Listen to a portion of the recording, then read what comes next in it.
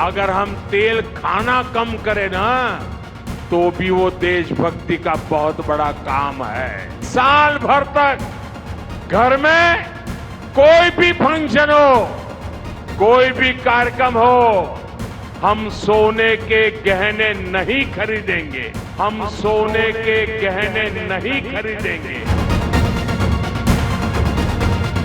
सोनं खरेदी करू नका, पेट्रोल डिझेल कमी वापरा, वर्क फ्रॉम होम करा, असं विधान पंतप्रधान नरेंद्र मोदी यांनी केलं आणि देशात खळबळ उडाली। पुन्हा एकदा देशात लॉकडाऊन लागणार का असा प्रश्न निर्माण झाला। पंतप्रधान नरेंद्र मोदी यांनी केलेल्या आवाहनामुळे पुन्हा लॉकडाऊनचे संकेत दिले आहेत का? काय आहेत पंतप्रधान मोदी यांनी केलेली आवाहनं आणि याचा नागरिकांवर काय परिणाम होईल? नागरिकांनी आता कशी काळजी घ्यायला हवी पाहूया या व्हिडिओमधून। नमस्कार, मी मृणाली पिळणकर। 10 मे या दिवशी हैदराबाद या ठिकाणी पंतप्रधान नरेंद्र मोदी यांची रॅली झाली आणि त्या ठिकाणी झालेल्या सभेतून पंतप्रधान नरेंद्र मोदी यांनी जनतेला संबोधित केलं।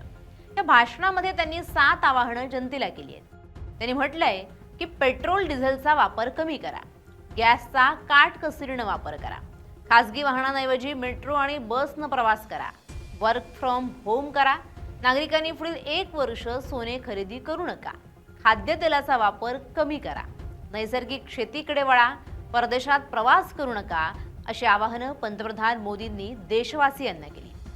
पंतप्रधानांच्या या आवाहनामुळे नागरिकांमध्ये आता मोठी खळबळ उडाली आहे।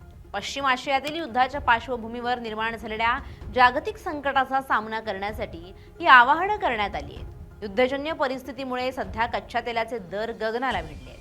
भारत आपली गरज भागवण्यासाठी मोठ्या प्रमाणावर इंधन आयात करतो आणि त्यामुळे परकीय चलन वाचवण्यासाठी पेट्रोल डिझेलचा वापर कमी करणं सध्या आवश्यक आहे। तसंच सोनं खरेदी कमी केली तर परदेशातून होणारी सोन्याची आयात कमी होईल, ज्यामुळे देशाचा परकीय चलन साठा सुरक्षित राहण्यास मदत होईल। त्याचप्रमाणे जागतिक संकटाच्या काळात देशाची अर्थव्यवस्था मजबूत ठेवण्यासाठी आणि परकीय अवलंबित्व कमी करण्यासाठी हे निर्णय महत्त्वाचे आहेत असं म्हटलं जातंय। इंधन बचत करण्यासाठी कारपूलिंग, सार्वजनिक वाहतुकीचा वापर आणि गरज असेल तिथे वर्क फ्रॉम होमचा अवलंब करण्याला सांगण्यात आले। थोडक्यात काय, जागतिक तेलाच्या किमतीत वाढ झाल्यामुळे देशावर येणारा आर्थिक ताण कमी करण्यासाठी आणि राष्ट्राचं हित प्रथम या भावनेतून हे आवाहन करण्यात आलंय। भारत आपल्या गरजेच्या 85 ते 90% कच्च्या तेलाची आणि मोठ्या प्रमाणावर सोन्याची आयात करतो। या वस्तूंची खरेदी कमी केल्यास भारताचा मौल्यवान परकीय चलन साठा वाचेल। आयातीवर खर्च होणारे डॉलर वाचल्यामुळे आंतरराष्ट्रीय बाजारात भारतीय रुपयाची घसरण थांबून तो अधिक मजबूत होईल। रुपया मजबूत झाला की आयात केलेल्या वस्तू स्वस्त होतील, ज्यामुळे देशातील वाढत्या महागाईवर नियंत्रण मिळवायला मदत होणार आहे।